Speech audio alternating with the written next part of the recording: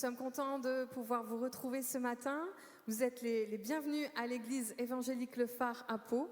L'église n'est pas encore ouverte, mais nous voulons vous offrir ce moment de louange, que vous puissiez vraiment être bénis, connectés avec le Seigneur. Nous allons chanter ensemble et louer le Seigneur ensemble. Que le roi de mon cœur soit la montagne où je cours, la fontaine où je bois. Oh, il est mon chant. Que le roi de mon cœur soit l'ombre où je me cache, la rançon pour ma vie. Oh, il est mon chant. Tu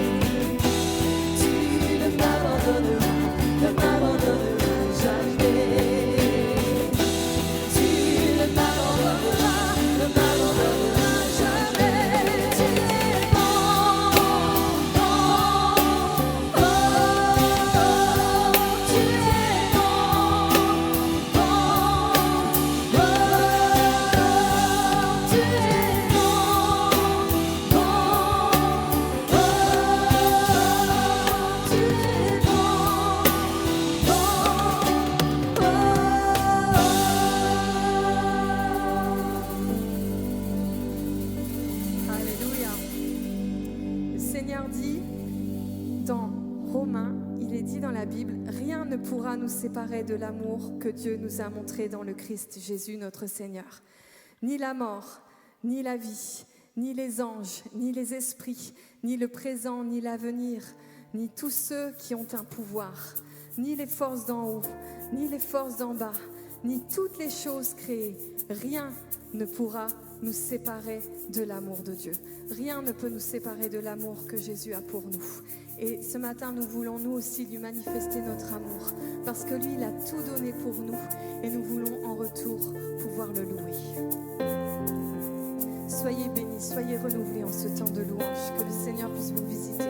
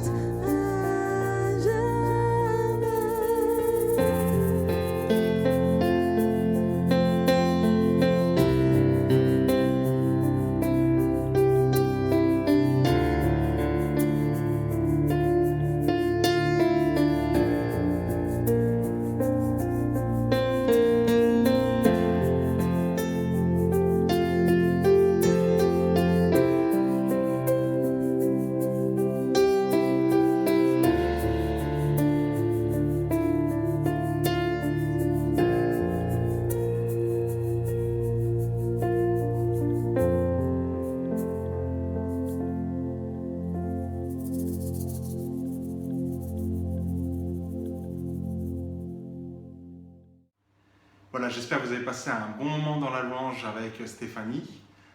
On va maintenant partager ensemble la parole de Dieu. Je ne sais pas pour vous, mais pour moi, parfois, il y a des expériences que certaines personnes vivent dans la Bible et où je suis jaloux, d'une bonne jalousie, où j'ai envie de dire, moi aussi, j'ai envie de vivre ça. Et ce matin, j'aimerais vous parler justement d'une personne qui vivait une expérience avec Dieu vraiment forte, intense. Pourtant, cette personne, elle a eu des débuts chaotiques. Elle n'a pas toujours compris ce que Dieu attendait d'elle. Mais on voit qu'au final, sa recherche, sa soif de la présence de Dieu, sa soif de le rencontrer, a permis vraiment qu'elle devienne l'amie de Dieu. Alors peut-être que vous pensez à certaines personnes, je vais arrêter le suspense. Voilà, je voudrais vous parler de Moïse. Celui dont il est dit dans la Bible que Dieu parlait à Moïse comme on parle à un ami. Et pour ça, j'aimerais prendre avec vous le passage de Exode 33, versets 7 à 11. Un moment où Moïse, lorsqu'il rentre dans la tente de ce qu'on appelle la tente de la rencontre, la nuée descend.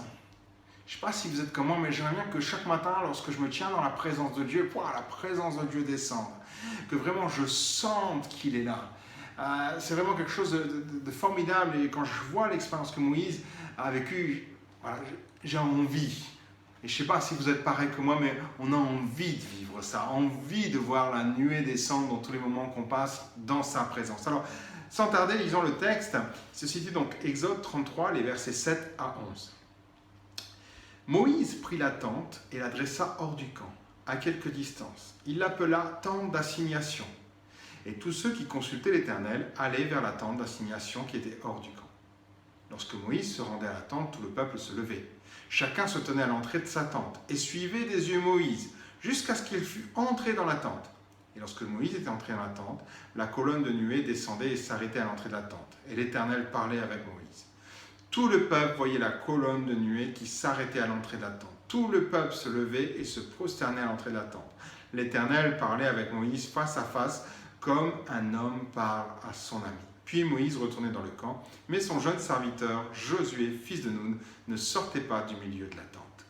Voilà, une expérience formidable pour Moïse. À chaque fois qu'il allait dans la tente de l'assignation, de la rencontre aussi, c'est comme ça qu'elle est aussi appelée dans certaines versions, Dieu venait, descendait. C'est tellement bon que tout le monde fait, on s'aperçoit que même Josué, quand Moïse s'en va, Josué reste. Et il désire rester dans la présence de Dieu.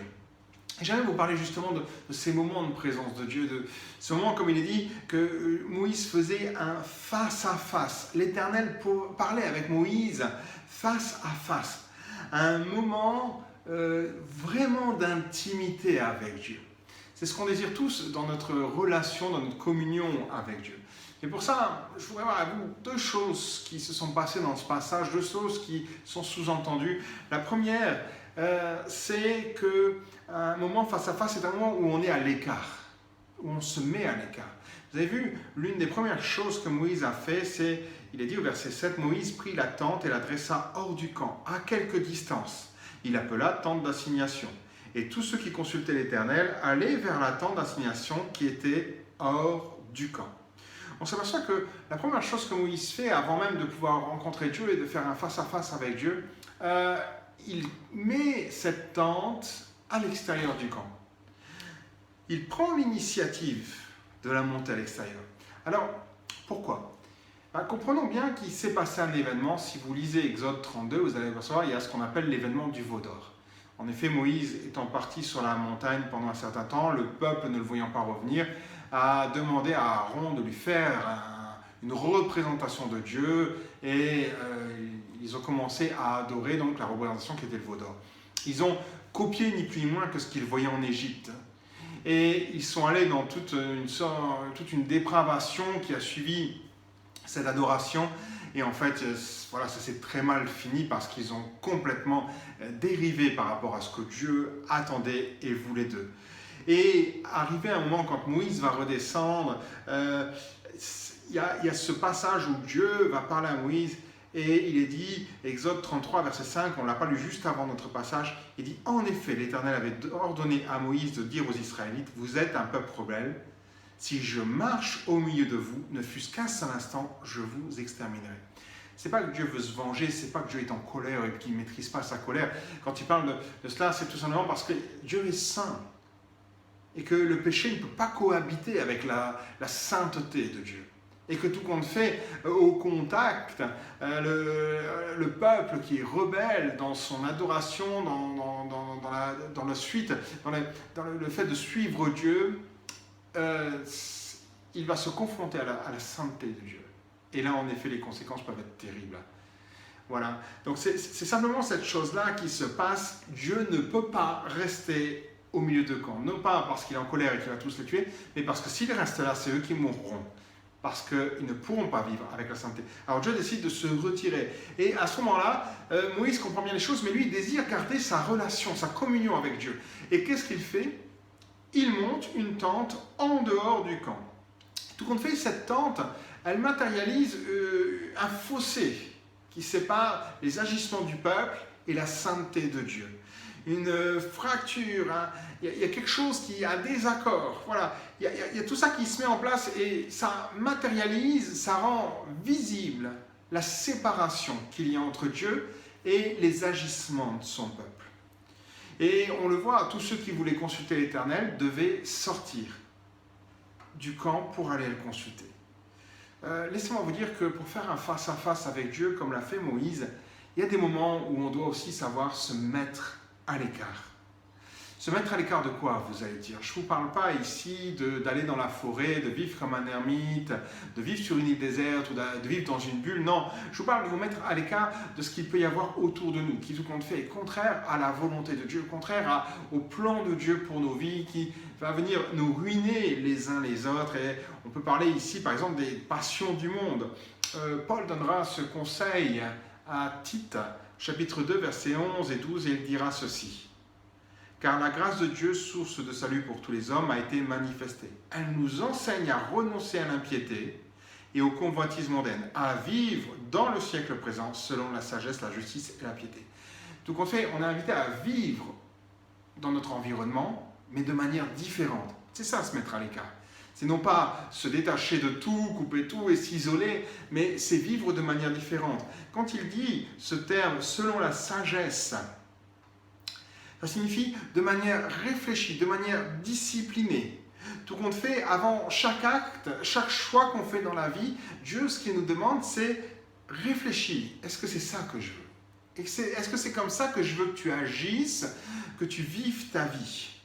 Et tout compte fait, on réalise que la Bible nous dit le monde a des désirs contraires par rapport à ceux que Dieu a pour nos vies.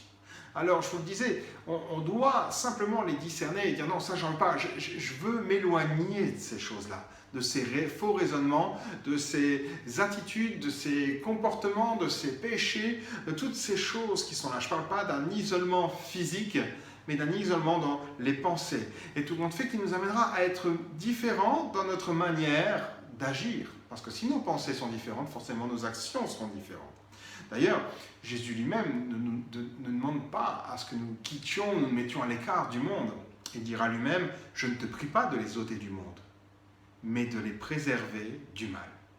Préserver du mal, ou on pourrait dire préserver aussi du péché.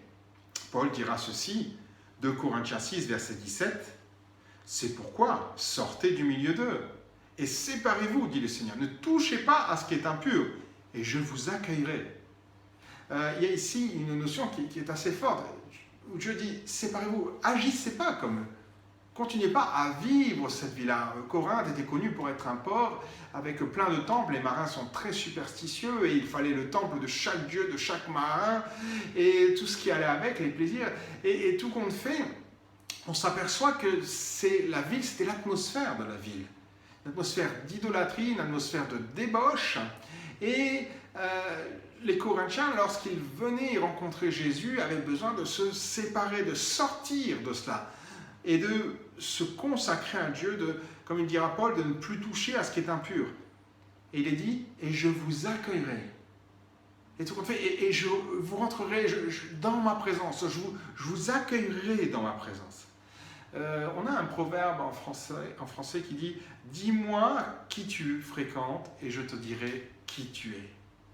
Et c'est vrai que très tôt, déjà à l'école, et ça continue tout au long de notre vie sociale, on est confronté à faire des choix, à l'école, de tricher, mais aussi confronté à la médisance, confronté à cette première cigarette qui nous est proposée, ou même plus de la drogue, de l'alcool, à participer à des discussions qui sont racistes, d'autres qui sont sexistes. Et il y a un moment où on doit se dire non, c'est pas moi, c'est pas ce que Dieu veut.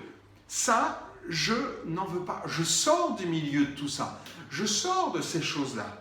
Je me sépare, tout compte fait, de ces mauvaises fréquentations qui m'influencent et qui me tirent vers le bas, qui me tirent loin de ce que Dieu. Et je me sépare de toute forme de péché ou d'emprise ou d'influence qu'il peut avoir sur ma vie. Tout compte fait, il s'agit de ne pas compromettre notre foi en faisant cause commune avec l'idolâtrie et l'immoralité. Bref, avec le péché. C'est, d'une certaine manière, se mettre à l'écart, c'est montrer notre détermination à plaire à Dieu. Mise à l'écart, c'est un moment de recherche, de rencontre, de visitation, où on dit, Seigneur, toutes ces choses-là, je n'en veux pas. Je n'en veux pas. La seule chose qui compte, qui m'importe, c'est toi. C'est ta présence. C'est passer du temps avec toi et c'est sentir combien tu es là avec moi. Alors oui, la première chose que Moïse a fait, qui est plus que symbolique dans la situation qu'il vivait, c'est qu'il s'est mis à l'écart.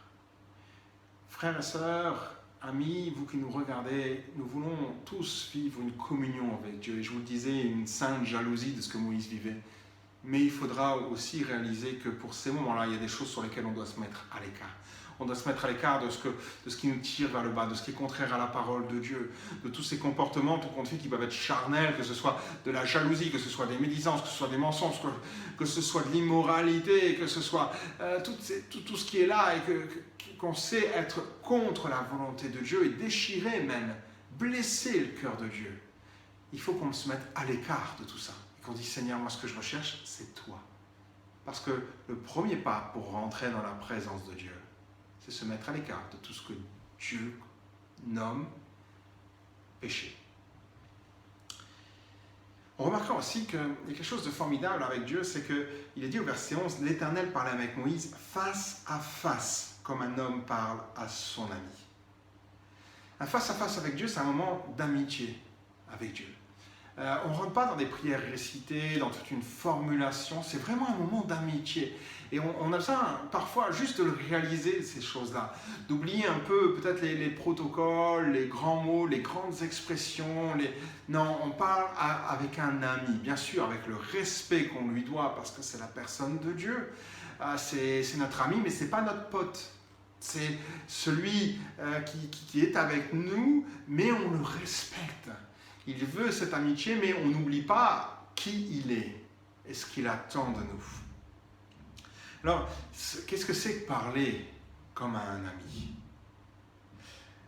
Il y a un épisode où Aaron et Myriam, ou Marie, la sœur de Moïse et le frère de Moïse, vont d'une certaine manière se rebeller contre Moïse. On va dire pourquoi? C'est pas normal qu'il n'y ait que Moïse qui ait des révélations et que Dieu parle qu'au travers de Moïse. Et donc, ce qui va se passer, c'est que Dieu va les convoquer tous les trois. Nombre 12, versets 4 à 9. Il est dit, soudain l'Éternel dit à Moïse, à Aaron et à Marie, Myriam, allez, vous trois, à la tente d'assignation. Et ils y allèrent tous les trois. L'Éternel descendit dans la colonne de nuée, et il se tient à l'entrée de la tente. Il appela Aaron et Marie, qui s'avancèrent tous les deux, et il dit, écoutez bien mes paroles. Lorsqu'il y aura parmi vous un prophète, c'est dans une vision que moi l'Éternel, je me révélerai à lui. C'est dans un songe que je lui parlerai. Il n'en est pas ainsi de mon serviteur Moïse. Il est fidèle dans toute ma maison. Je lui parle bouche à bouche. Je me révèle à lui sans énigme et il voit une représentation de l'Éternel. Pourquoi donc n'avez-vous pas craint de parler contre mon serviteur, contre Moïse? La colère de l'Éternel s'enflamma contre eux et il s'en alla. Je m'arrête là. Dieu souligne 2-3 choses. Et juste pour reprendre ce thème, parler à un ami. Dieu dit, parler à un ami, tout d'abord, ce n'est pas dans une vision, ce n'est pas dans un songe. C'est assez surprenant, tout compte fait. Parce qu'il a en face de lui Myriam, qui est reconnue pour être une prophétesse. Exode 15, verset 20, Marie ou Myriam, la prophétesse, sœur d'Aaron, prit à sa main un tambourin et toutes les femmes vinrent après elle avec le tambourin en dansant. On reconnaît que donc elle parle aussi de la part de Dieu. Ici, on la voit même conduire l'adoration. Et elle parle de la part de Dieu, étant reconnue comme étant une prophétesse. Mais tout compte fait, c'est surprenant qu'ils disent ça, Myriam. Et même, on pourrait parler d'Aaron, qui est le responsable spirituel du peuple d'Israël. Et où Dieu dit, lorsqu'il y aura parmi vous un prophète, c'est dans une vision que moi, l'Éternel, je me révélerai à lui, c'est dans un songe que je lui parlerai, mais pas Moïse. On entend par là que quand il parle, il peut parler de diverses manières qui peuvent peut-être nécessiter des interprétations, une révélation particulière. Mais lui dit, dans ma communion avec Moïse, ce sera différent. Dans la communion avec mon ami, ce sera différent. Je prends souvent cet exemple-là. Imaginez que vous êtes là sur le trottoir avec votre enfant et que vous voulez lui expliquer qu'il doit traverser dans les passages cloutés. Comment vous allez faire? Est-ce que vous allez lui parler en allemand, en espagnol, en anglais, afin qu'il... voilà, et vous allez dire, oh, j'espère qu'il a compris, on verra, waouh, super, pile ou face, il a compris, il traverse ou pas? Non, quand on parle à ses enfants, l'objectif que l'on a, c'est de se faire comprendre. C'est qu'ils nous comprennent clairement. On va peut-être même utiliser des mots plus simples, un vocabulaire adapté. Et bien, c'est exactement la même chose ici. Exactement la même chose. Parfois, on a le sentiment que Dieu nous parle et on ne comprend pas et on se creuse. J'aimerais dire, Dieu parle et il parle de telle manière à être compris. À être compris. Et c'est ça, l'amitié. Il le dira. Au verset 7, « Il n'en est pas ainsi de mon serviteur Moïse, il est fidèle dans ton maison, je lui parle bouche à bouche, je me révèle à lui sans énigme. » Il n'y a rien de caché, il dit les choses telles qu'elles sont à Moïse. Moïse n'a pas besoin d'interpréter, de commencer à apprendre, à traduire, à voir. Non, il lui parle clairement. Et je crois vraiment que c'est quelque chose qu'on ne réalise pas souvent, mais Dieu veut nous parler clairement. Des fois, on cherche des interprétations, des signes, etc. Si vraiment les choses ne sont pas claires et qu'on pense les avoir reçues de Dieu, alors on demande à Dieu de nous parler, de nous éclairer sur ce qu'il vient de nous montrer. Mais je reste persuadé qu'en tant qu'ami de Dieu, Dieu veut nous parler clairement. Remarquez quelque chose, il n'en est pas ainsi de mon serviteur Moïse, il est fidèle dans ma maison. Dieu voit quelque chose en Moïse, il voit sa fidélité. Il montre ce qu'il aime chez Moïse, mais il montre aussi sa constance dans sa relation. Son désir de s'approcher. Moïse, on le sait, il n'est pas parfait, il fait ses erreurs, on le voit au travers de toute sa vie, et des chapitres et des livres qui parlent de lui, mais tout compte fait, Dieu dit, il est fidèle, il avance. Avec sa compréhension des choses, il avance et il grandit.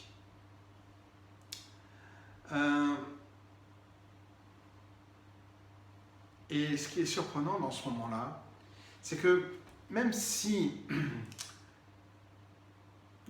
Moïse a mis la tente hors du camp, okay, on a bien compris qu'il voulait faire un face-à-face, qu'il voulait parler à Moïse. On a compris aussi qu'il voyait et qu'il reconnaissait que sa fidélité, que la fidélité de Moïse était une caractéristique importante aux yeux de Dieu. On s'aperçoit aussi que lorsque Moïse rentre dans la tente, la présence descend. Il y a une rencontre, comme si Dieu vient. Moïse fait le premier pas, Dieu fait le deuxième.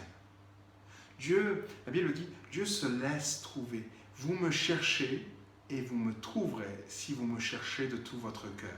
Je me laisserai trouver par vous, dit l'Éternel. J'aime ce verset comme beaucoup d'entre nous. C'est un verset qui est rempli de force parce que le mot employé ici, c'est « vous me chercherez ». Chercher, c'est quand les choses ne sont pas évidentes, quand elles ne sont pas apparentes. Tout compte fait, lorsque Moïse s'approche de la tente, il n'y a rien, il n'y a pas la nuit, il n'y a rien du tout. Il y a quand même de sa part un pas de foi, et un sacré pas de foi parce que tout le monde le regarde. Tout le camp se lève et le regarde. Il dit, oh, est-ce que la nuit va venir? il y a cette observation, mais il y a ce pas de foi. Les gens observent et Moïse fait ce pas de foi d'avancer. Et quand il rentre, pouf, la nuée descend. Vous me chercherez. Chaque moment qu'on passe devant Dieu est un moment de recherche. Un moment où la présence de Dieu n'est peut-être pas tout de suite là, un moment où Dieu ne parle pas tout de suite, un moment où on va rechercher, on va enlever les difficultés. Je pense toujours à cet exemple de chercher les clés parce que c'est quelque chose qui nous arrive à tous. Mais quand on cherche des clés, c'est qu'on ne sait pas où elles sont. Et parfois même, on ne sait pas comment s'y prendre pour les retrouver. Donc c'est quelque chose qui va demander des efforts, quelque chose qui n'est pas évident en soi, et on va commencer à fouiller, à chercher pour trouver nos clés. Et bien là, c'est pareil. Il va y avoir des efforts qui sont fournis. Je veux rentrer dans la présence de Dieu. Et ces efforts ne sont pas tant un rituel, une manière de faire, de parler, que tout compte fait, un élan de foi, comme Moïse l'a fait, où il s'est approché avec foi, croyant que Dieu allait venir et lui parler. Et la bonne nouvelle, c'est que si vos clés, vous ne savez pas si vous allez les trouver, où vous allez les trouver, dans quel état vous allez les trouver, là, Dieu est très clair, vous me chercherez et vous me trouverez. Si vous me cherchez de tout votre cœur, si vous imitez toute votre force, si vous imitez toutes vos pensées, tout ce que vous êtes, vous allez me trouver. C'est la conclusion, c'est le résultat, il n'y a pas d'autre solution possible. Vous allez me trouver. Et Dieu dit même, je me laisserai trouver par vous. Je ne sais pas si vous avez déjà joué à cache-cache avec un enfant en bas âge. Et puis on se cache grossièrement parce qu'on sait très bien qu'un enfant, si au bout de quelques secondes il ne nous a pas trouvé, il arrête de jouer. On se casse grossièrement pour... Voilà, et puis, tout compte fait, l'autre nous trouve, mais en réalité, on s'est laissé trouver. On a tous joué à ça avec nos enfants, petits-enfants, ou des adultes ont joué avec nous quand on était enfant. Voilà, on se laisse trouver. C'est exactement ce que je dis. Je me laisserai trouver par vous, dit l'Éternel. Mais si vous me cherchez de toutes vos forces, de toute votre pensée, de tout votre être, alors vous allez obligatoirement me trouver. Pourquoi? Parce que Dieu veut faire un face-à-face avec chacun d'entre nous. Jean 15,15 dit ceci: « Je ne vous appelle plus serviteur, parce que le serviteur ne sait pas ce que fait son maître, mais je vous ai appelé ami, parce que je vous ai fait connaître tout ce que j'ai appris de mon Père. » Vous avez remarqué ce que Dieu attend de nous? Il dit, je ne vous appelle plus serviteur, je vous appelle ami. Et ça, c'est le désir de Dieu. Il dit, tu n'es pas juste là pour me servir.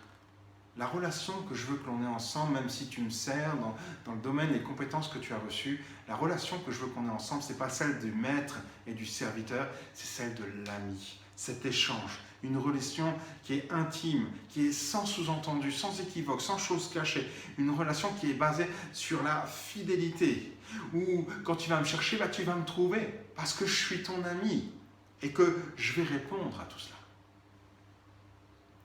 Alors, je ne sais pas si vous serez d'accord avec moi, mais la relation que Moïse avait avec Dieu, qui nous est décrite dans ce passage, elle l'interpelle. Elle interpellait le peuple. Il est dit au verset 8, « Lorsque Moïse se rendait à la tente, tout le peuple se levait. Chacun se tenait à l'entrée de sa tente et suivait les yeux de Moïse, jusqu'à ce qu'il fût entré dans la tente. Tout le peuple voyait la colonne de nuée qui s'arrêtait à l'entrée de la tente. Tout le peuple se levait et se prosternait à l'entrée de la tente. » Les gens sont comme interpellés, les gens sont comme en attente. Et certainement déjà à l'époque, certains allaient dire, moi je voudrais bien vivre ça aussi. Je voudrais bien vivre ces choses-là. Aujourd'hui, c'est possible. C'est possible de vivre cette relation. Et c'est même possible de la vivre et d'interpeller, tout compte fait. Où les gens, souvent, ça peut nous arriver que des gens disent, est-ce que tu peux prier pour moi? Ils ne sont pas forcément croyants, mais ils savent que vous vivez quelque chose de différent dans votre communion avec Dieu. Et c'est aussi ça, être un ami de Dieu, où Dieu nous parle comme un ami, ça interpelle les gens qui sont autour de nous. Si je vais citer un verset qui résume tout ce que l'on vient de dire là, je citerai Jacques chapitre 4 verset 8. Il a dit, « Approchez-vous de Dieu et il s'approchera de vous. Allez dans la tente de la rencontre et la nuée descendra. » Nettoyez vos mains, pécheurs, nettoyez vos cœurs, hommes irrésolus. Ok, mettez-vous à l'écart. Mettez-vous à l'écart du camp. C'est le message que nous vivons et que nous voulons vivre au travers de ce passage. J'aimerais encourager chacun d'entre nous parfois à juste, lorsque nous voulons nous approcher de Dieu, dire Seigneur, je veux faire un face-à-face.